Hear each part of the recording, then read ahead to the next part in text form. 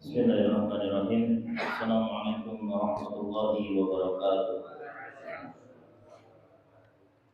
Alhamdulillahirabbil alamin. Asyhadu an la ilaha illallah wahdahu la syarika lah wa asyhadu anna Muhammadan abduhu wa rasuluhu sallallahu alaihi wasallam wa ala alihi wa ashabihi ajma'in. Amma ba'd. Puji syukur kita panjatkan kehadirat Allah Subhanahu wa taala atas limpahan rahmatnya, limpahan anugerahnya, sehingga pada malam hari ini kita bisa menghadiri acara majelis ilmu dalam rangka mencari ridhonya Allah. Salawat dan salam kita aturkan kepada junjungan kita Nabi besar Nabi Muhammad sallallahu alaihi wasallam, para sahabatnya, para tabi'in, tabi'ahum, man tabi'ahum bi ihsanin ila yaumiddin, dan atas kehadiran Bapak Ibu hadirin semuanya. Mudah-mudahan Allah memberikan ilmu yang bermanfaat di dunia atau akhirat. Hari ini kita akan masuk ke tafsir surat Al-Masad, atau yang lebih dikenal Tabbat Yada, namanya surat Al-Masad, dari kata fi jidha hablum min masad. Ada juga namanya Al-Lahab juga bisa, atau Tabbat Yada. Namun yang paling ditulis dalam Al-Quran biasanya ada yang Al-Masad. Di HP Al-Lahab. Yang kondang Al-Lahab.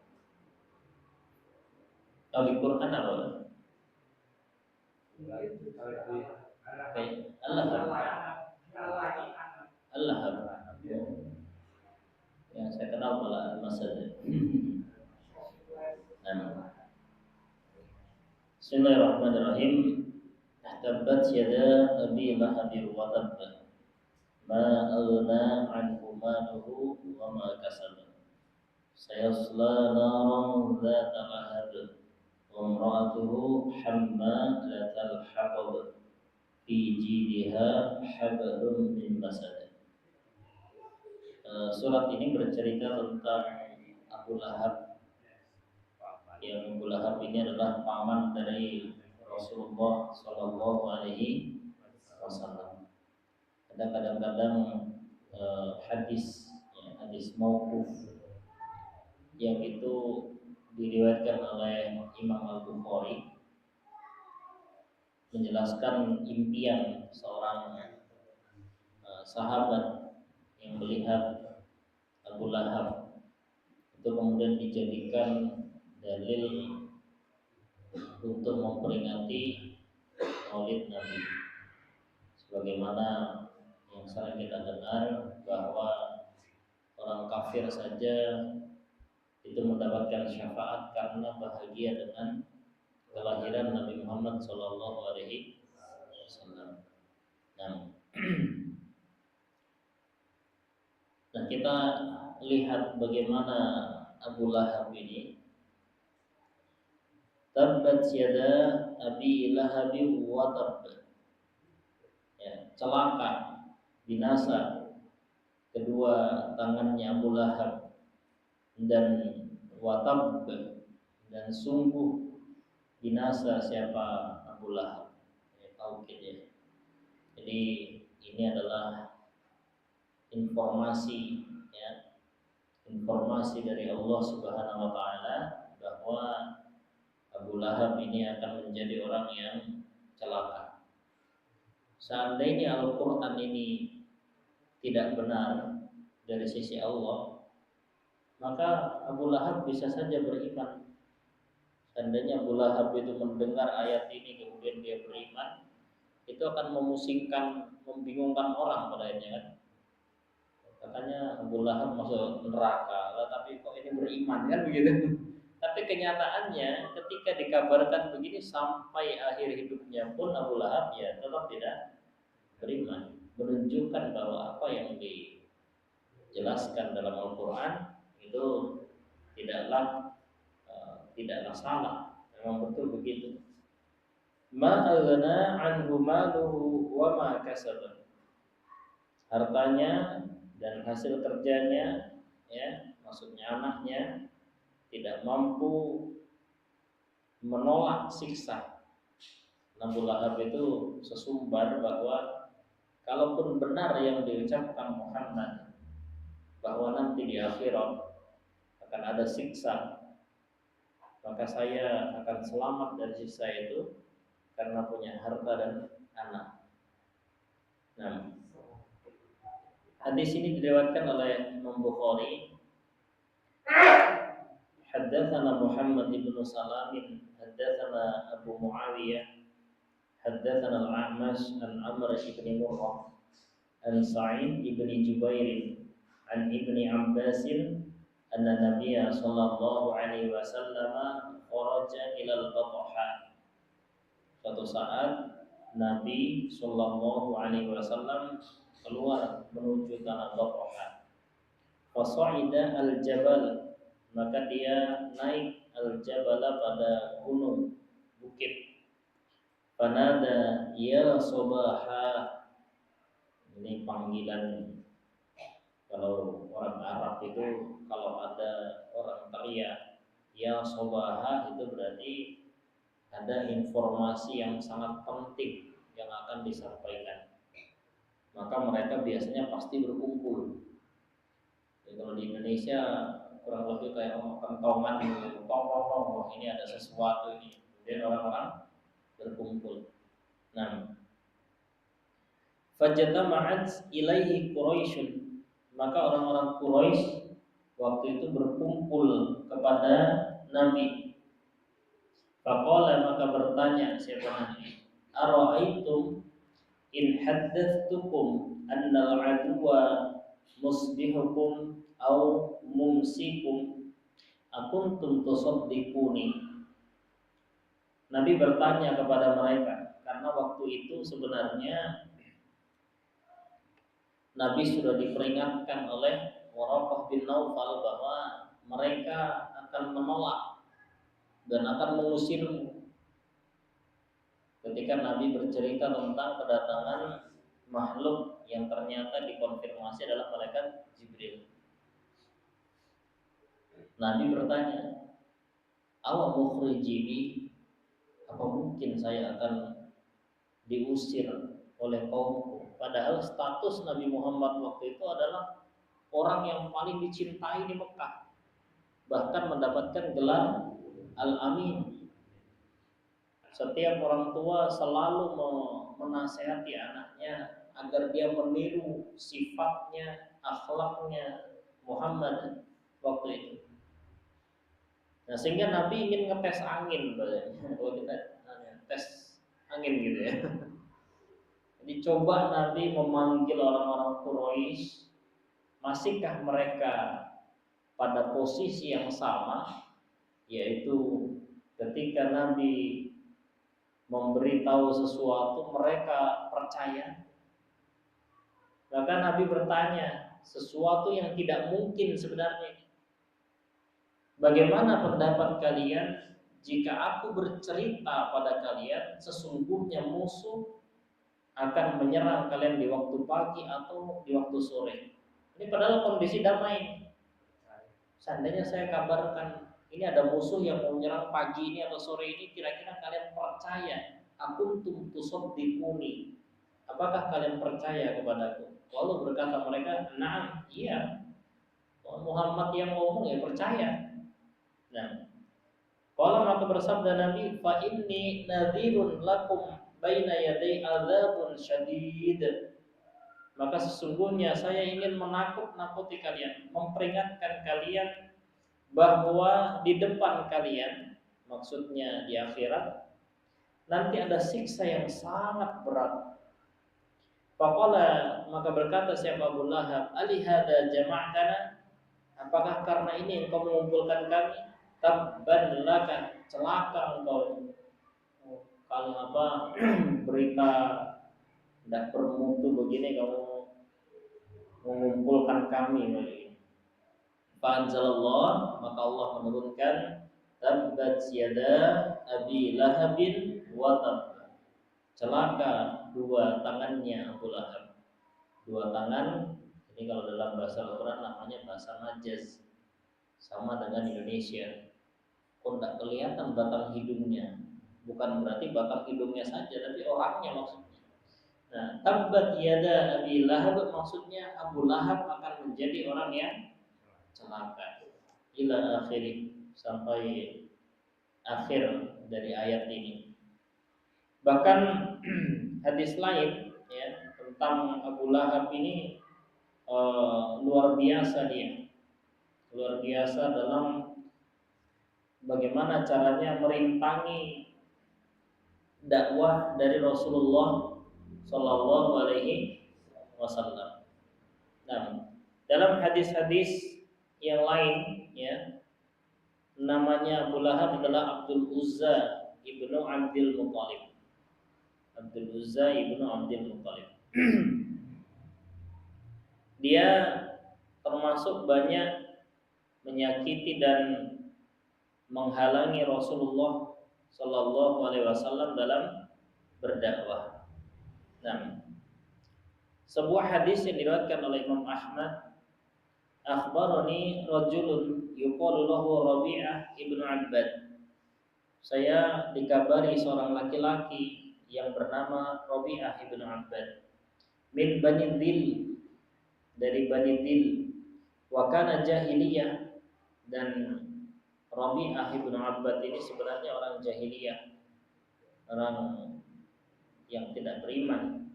Fa aslama, maka dia kemudian menjadi Islam. Qala berkata Rabi'ah, ra'aitu an-nabiyya sallallahu alaihi wasallam fil jahiliyah fi suqi dzil majaz. Saya di zaman jahiliyah dulu pernah melihat Nabi di pasar dzil majaz. Wa huwa yaqul, dan Nabi bersabda, ya ayyuhan nas qulu la ilaha illallah tuflihu. Nabi memperingatkan manusia di tengah pasar, hei manusia, ucapkan la ilaha illallah, maka kalian akan beruntung. Wan nasu mujtami'una alaihi, dan manusia ketika Nabi Muhammad sallallahu alaihi wasallam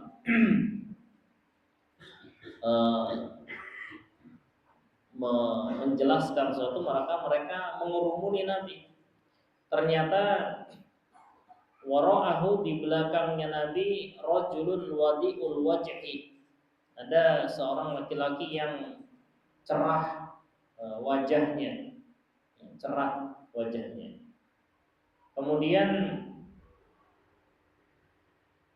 ahwalu dzu ghadiratain, yang juling dua matanya.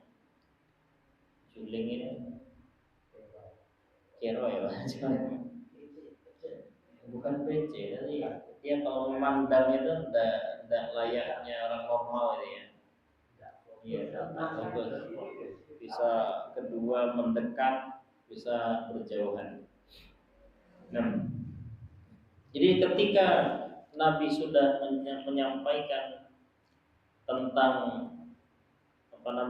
tentang perintah Allah, ucapkan la ilaha illallah, maka engkau akan beruntung, ya. Maka kemudian ada orang yang berwajah cerah dan matanya juling.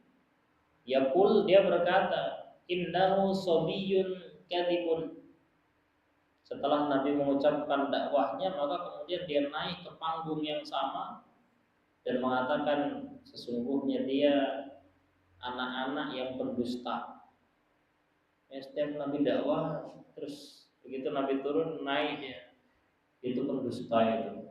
Arek cilik suka dusta itu. Masya Allah. Yatba'uhu haitsu dhahaba, dan dia selalu mengikuti Nabi. Kemanapun Nabi berdakwah, maka dia ikut di belakangnya. Tapi hanya untuk mengentai gitu. Dia ikut ya sebagai krunya Nabi gitu. Ketika ada dakwah selalu hadir di situ.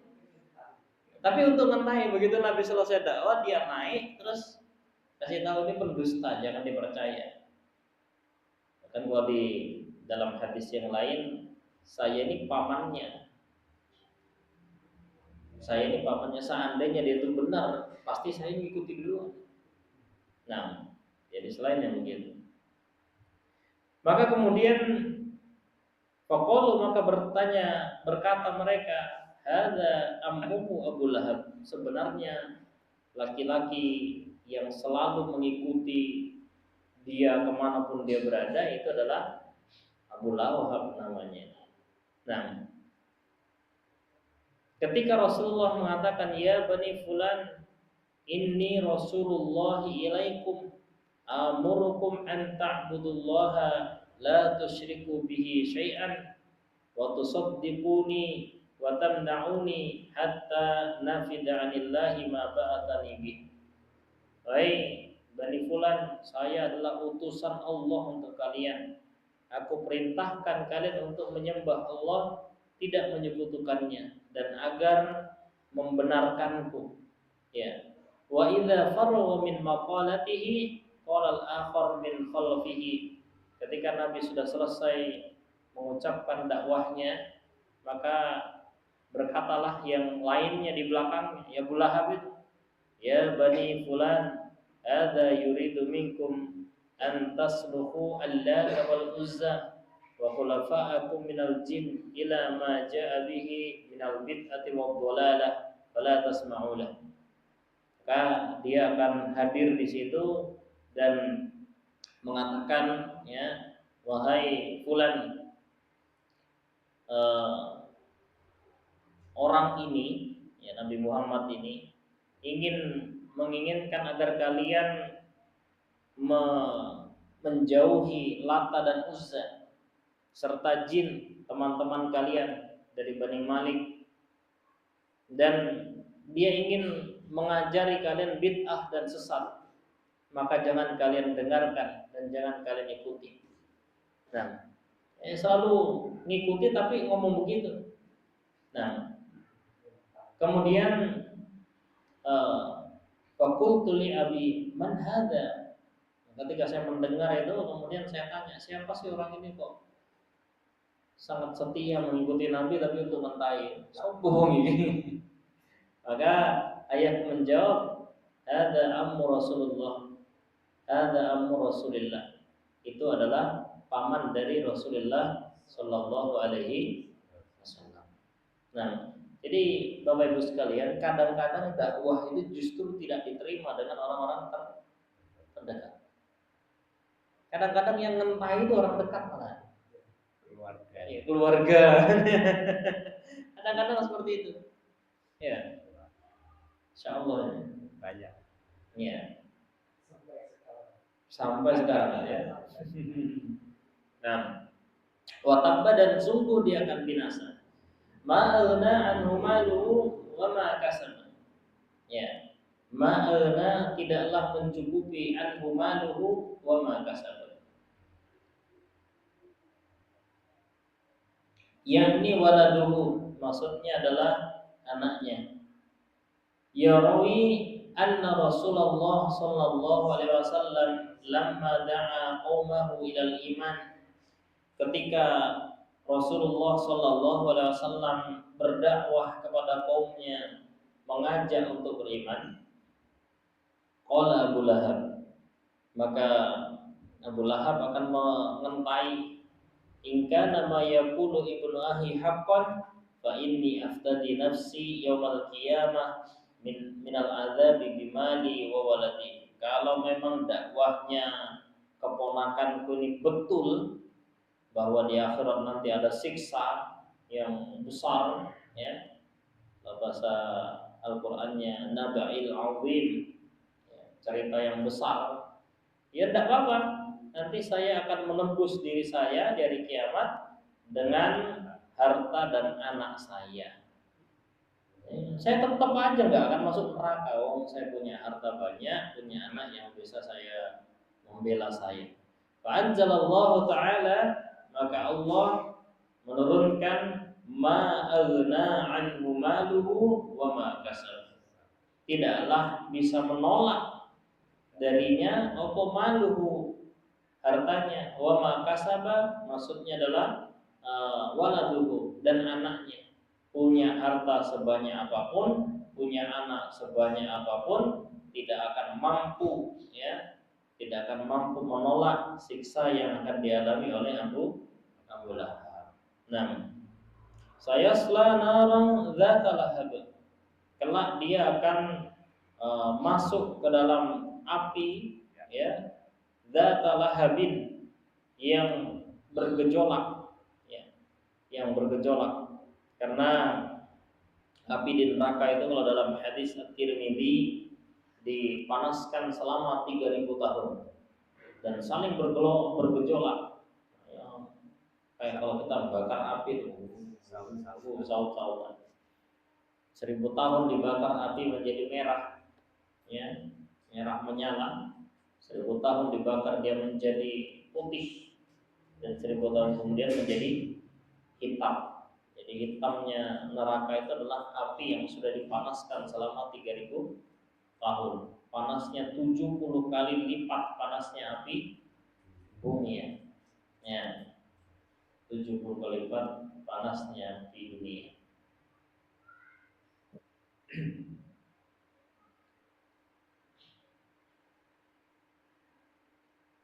Wa imra'atuhu hammalatal hatab, dan istrinya, ya, adalah orang yang pembawa kayu bakar, al-hatab, ya.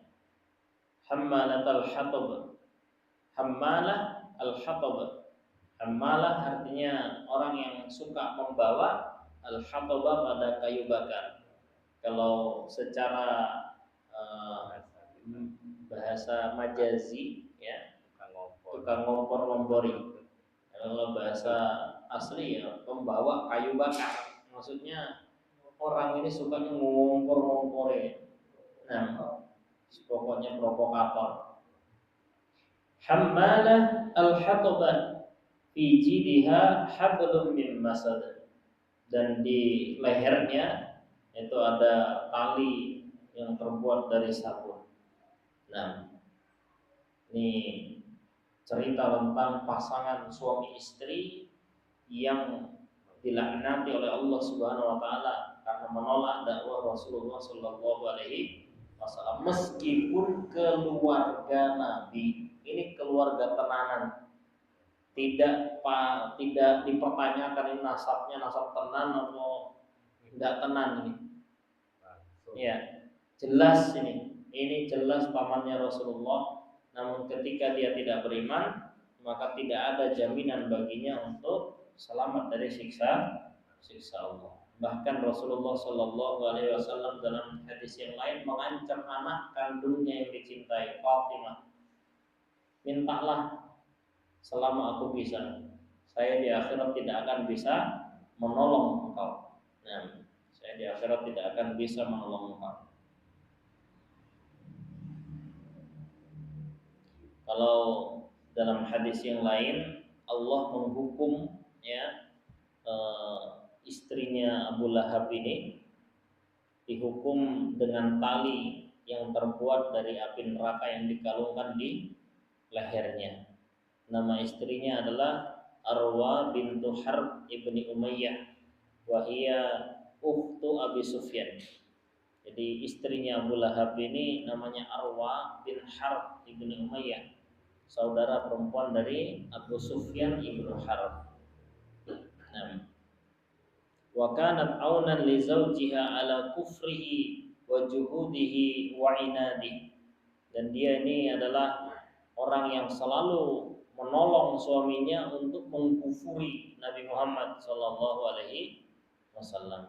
Masya Allah. Jadi istri yang sangat mendukung suaminya untuk kafir kepada Allah. Nah,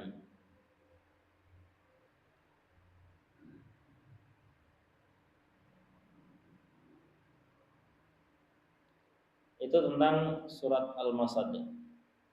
Surat Al-Masad atau surat Al-Lahab, cerita tentang pasangan suami istri yang dilaknati oleh Allah dan dikabarkan akan masuk ke dalam surga. Nauzubillah min dzalik. Jadi tidak semua di ayat Al-Quran Bapak Ibu sekalian itu kemudian bisa eh, orang masuk Quran kemudian baik. Fir'aun itu masuk dalam Al-Quran tapi buruk. Ya, kalau mau memberi nama tetap diperhatikan. Namanya ini meskipun dari Quran tidak semuanya benar. Namanya Tony ada dalam Al-Quran. Ada Tony, syaitonir rajim, syaitonir rajim. Itu tidak bagus itu. Asfala safilin, kerahin rokok. Ya, jadi tidak semua nama dalam Al-Quran itu bisa dipakai. Az-zani, az-zani artinya pezina, tukang zina. Jadi jangan sampai dipakai sebagai nama Siti Zaniyah. Nah, surat selanjutnya itu adalah surat An-Nasr atau Idza Jaa Nasrullahi wal Fath. Surat An-Nasr.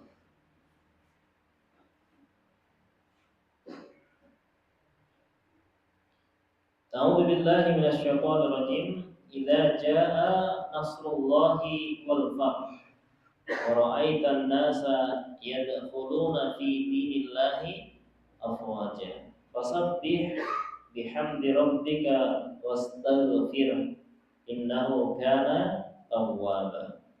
Nah, jadi surat An-Nasr ini adalah surat yang menandai bahwa kerasulan dari Nabi Muhammad SAW akan segera berakhir. Bahkan ketika Ibnu Abbas ditanya, ya, dalam sebuah hadis yang diriwayatkan oleh Imam Bukhari, An Ibnu Abbas qala kana Umar yudkhiluni ma'al asyakhi Badrin. Jadi Ibnu Abbas ini masih kecil, umur 9 tahun, 10 tahun, belum balik. Tapi Umar sebagai khalifah selalu memasukkan saya ke majelis Syekh, majelis perang Badar.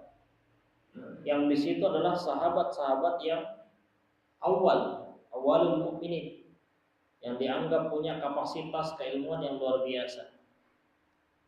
Dan saya masih kecil, ya tidak ikut perang Badar, tapi selalu diikutkan di majelis itu. Corone Ibnu Abbas ini selalu dibawa di pertemuan profesor, ya, padahal dia masih kecil. Pertemuan guru-guru besar, pertemuan Asyakhu Badrin. Faka'anna ba'dhum wajada fi nafsi. Maka sebagian mereka itu merasa agak keberatan, kenapa anak kecil ini selalu dimasukkan oleh khalifah ke majelis yang mulia. Faqala, maka berkata siapa Allah, lima yudkhil hadza ma'ana walana abna'u mithlah. Kenapa kok engkau menyuruh masuk, ya, menggabung anak kecil ini bersama kami, padahal kami punya anak sekecil-kecil itu. Apa spesialnya Ibnu Abbas ini? Spesialnya apa? Kami punya anak ya seumuran dia. Faqala Umar innahu mimman qad alimtum fada'ahum dzata yauman fa'adkhalahum ma'ahum. Maka Umar mengatakan sesungguhnya dia termasuk orang yang kalian ketahui, ya. Ya, memang punya spesialis, ya. Dia termasuk sepupunya Nabi yang mendapatkan doa langsung dari Nabi. Allahumma allimhu ta'wilal kitab. Ya Allah, ajari dia tentang pengertiannya kitab. Makanya tafsir-tafsir itu banyak yang merujuk kepada tafsir Ibnu Abbas. Nah, fada'ahum dzata yaumin fa'adkhalahu ma'ahum. Maka suatu hari kembali Umar ini memanggil Ibnu Abbas dan menyuruh masuk bersama para sesepuh itu. Fama ra'aitu annahu da'ani yawma idzin illa liyuriyahum. Dan saya merasa bahwa Umar memanggil saya ini hari ini betul-betul hanya untuk memberitahu kapasitas tafsir seorang Ibnu Abbas. Faqala, maka bertanya Umar, ma taquluna fi qaulillahi azza wa jalla idza jaa nasrullahi wal fath. Apa yang kalian pahami dari firman Allah ketika pertolongan Allah sudah datang dan fathu Mekah? Faqala ba'duhum, maka sebagian mereka berkata, amarona, telah perintah siapa Allah pada kami an nahmadallaha wa nastaghfirahu idza nasrana wa fataha alaina. Oh, itu pengertiannya gampang. Ya. Kami diperintahkan untuk bertahmid dan beristighfar ketika Allah sudah menolong kami dan membukakan kemenangan kepada kami. Ya, seakan-akan surat ini kan ketika pertolongan Allah sudah datang dan terjadi fathu Mekah, maka kami diperintahkan untuk bertahmid, alhamdulillah, dan istighfar. Wasakata ba'duhum falam yaqul syai'an, dan yang lain diam, tidak mengucapkan sepatah kata pun. Faqala, maka berkata siapa Umar li padaku, akadzalika taqulu ya Ibnu Abbas, Ibnu Abbas, apa pendapatmu sama dengan mereka? Faqultu, maka berkataku, la, tidak. Saya tidak mengartikan ayat itu datangnya pertolongan dan fathu Mekah. Faqala ma taqul? Terus Umar bertanya, terus apa yang kamu artikan? Fakultu, maka berkata aku Ibnu Abbas, huwa ajalu Rasulullah sallallahu alaihi wasallam a'lamahu lahu. Itu sebenarnya ayat itu menjelaskan tentang ajalnya Rasulullah dan dia diberitahu oleh Allah ketika sudah datang ya nasrullah, pertolongannya Allah. Fadzalika alamatu ajalik, maka itu adalah tanda ajalmu. Ya, fasabbih bihamdi rabbika wastaghfir. Maka bertahmidlah kepada Tuhanmu dan mintalah ampun, innahu kana tawwaba. Maka kemudian di menjelang wafatnya Rasulullah kemudian sering membaca ini dalam doa ruku dan sujudnya.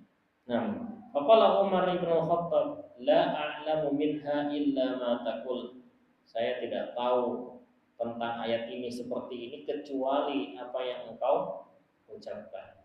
Nah, ternyata memang setelah itu ya, setelah kejadian turunnya idza jaa nasrullahi wal fath dan seterusnya, maka kemudian Rasulullah Shallallahu alaihi wasallam pulang sakit kemudian wafat. Nah,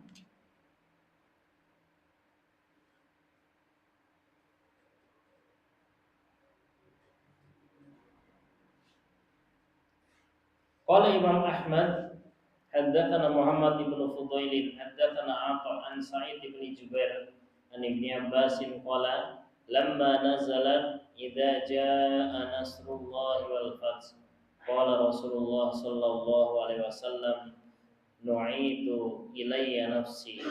Ya.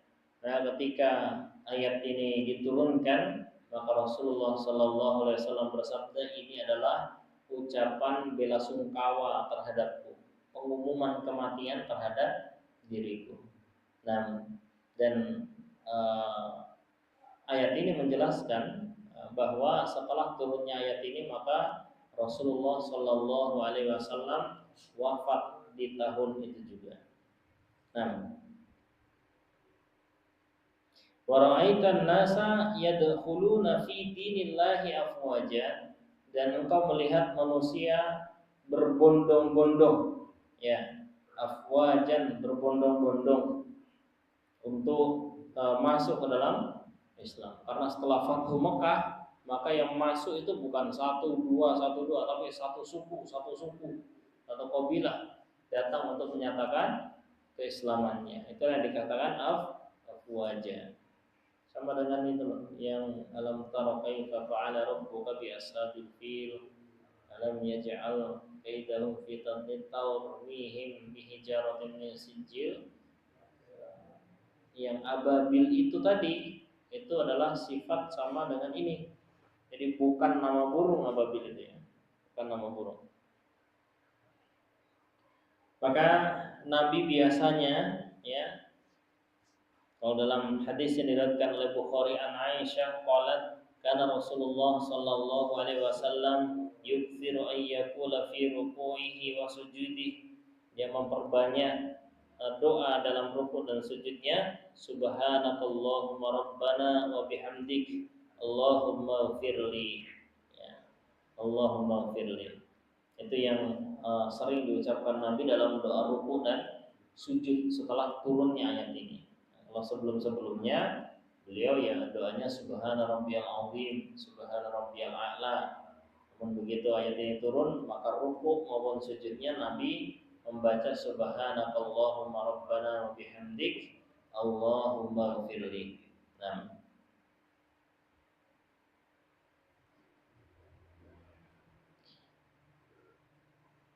wal muradu bil fathi hahuna fathu Makkah qaulan wahidan. Ya. Dan yang dimaksud dengan yaumul fathi itu adalah fathu Makkah dengan satu kata. Fa inna ahya al-arab kanat tatalawwamu bi islamiha fatha Makkah yaquluna in dhahara alayya qaumihi fahuwa nabiyyun. Jadi orang-orang Mekah waktu itu sebenarnya menunggu. Ya, mereka berkata seandainya dia memang menang terhadap kaumnya, berarti dia betul-betul seorang nabi. Nah, falamma fatahallahu alaihi Makkah dakhalu fi dinillahi afwajan.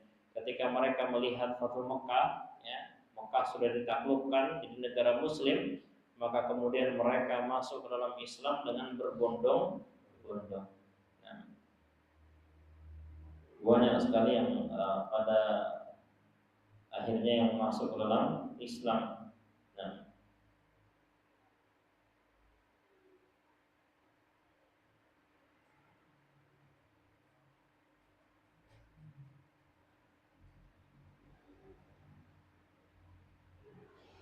ada beberapa riwayat tentang doa ruku dalam mempraktekkan ayat ini. Termasuk diantaranya adalah subhanakallahumma rabbana wa bihamdik Allahumma firli innaka antat tawwabur rahim. Salatan 3 kali. Jadi ya, semua ini bisa digunakan ya. Nah, rukunnya orang orang membaca bacaan rukuk dan sujud itu 1 kali harus. Tapi yang afdal ya 3 kali.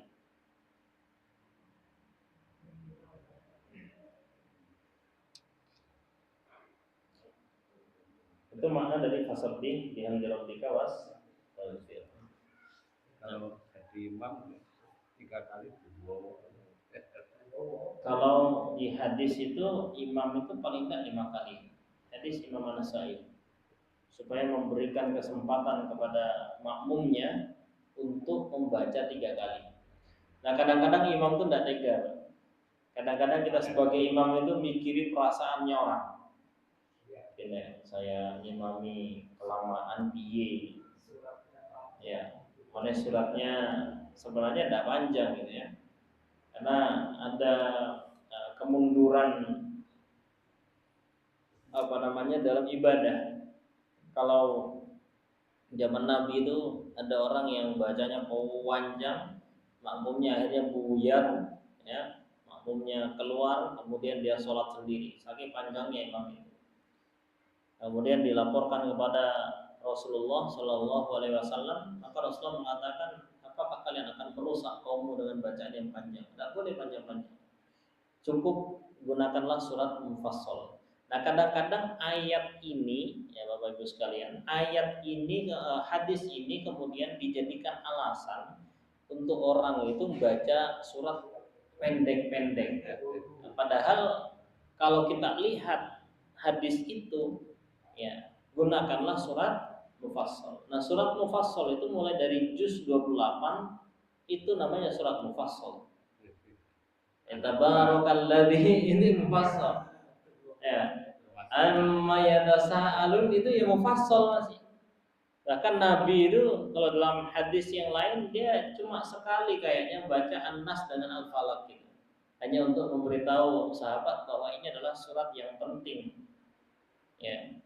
Nah, kalau kita begitu amma yata'asun waktu iki panjang gitu. Nah, ini berarti kan ada kemunduran pemahaman. Jadi memahami dalil separuh. Oh iya, tidak boleh panjang-panjang, dalilnya jelas.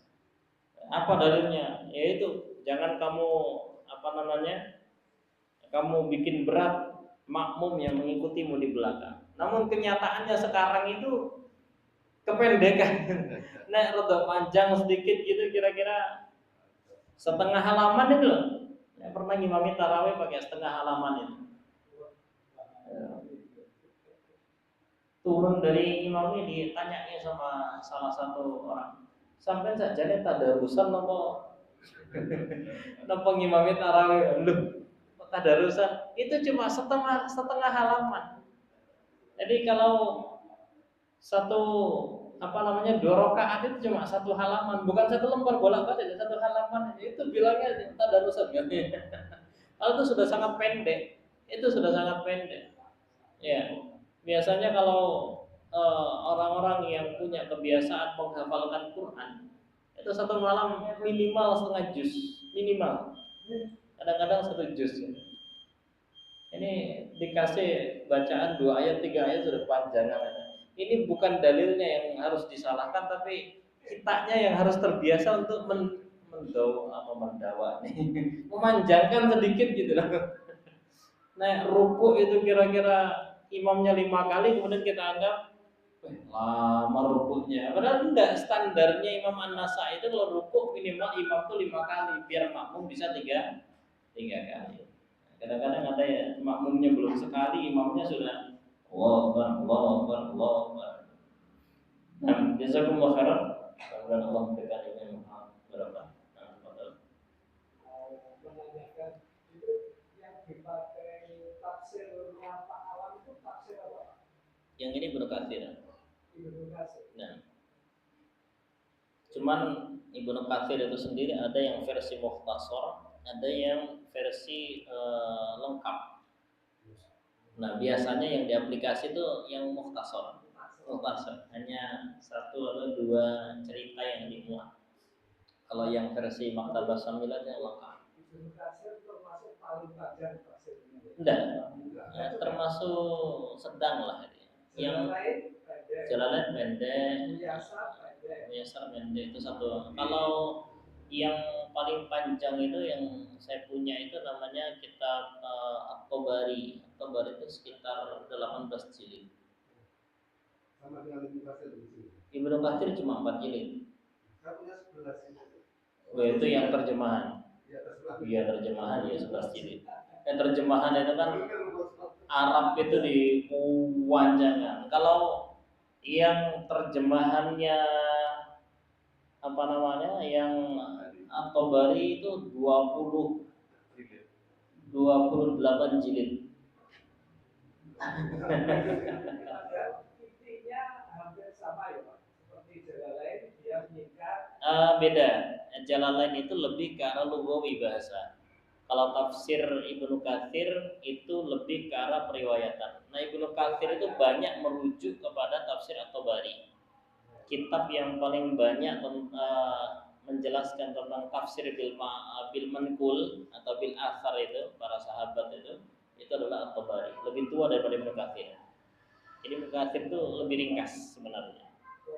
Nah, untuk bacaan Allah itu Allah. ada lagunya. Nah, Allah. Ya. Jadi setiap seperti subhanallah. Iya, subhanallah. Terus ada lagu yang Iya. Coba perhatikan, subhanallah. Allah, bukan subhanallah. Itu keliru. Idza jaa nasrullah yang gerak lidahnya, bukan nasrullah. Subhanallah. Allahu Akbar. Jadi mulutnya tidak mencucu kalau bilang Allah. Allahu Akbar. Beda dengan Allah, itu beda. Ada waw. Allah apa Allah? Allah, Allah, Allah. La-nya tebal. Allah. Kuncinya tidak boleh ada lamu. Iya, nggak boleh ada waw. Ya. Jadi Allah. Allah. Allah. Nah, Allah. Subhanallah. Subhanallah. Yang biasa jadi ada sulit. Iya, Subhanallah. Allah, Allah. Allah. Nah, itu yang keliru ya. Yang mudah yang keliru itu. Kebanyakan kan seperti itu. Iya, tapi kita tidak pakai kebanyakan ya. Allahu Akbar. Allah, bukan Allah. Iya, Allah ya. Cukup ya? Ada lagi mungkin yang lain? Jazakumullah khairan.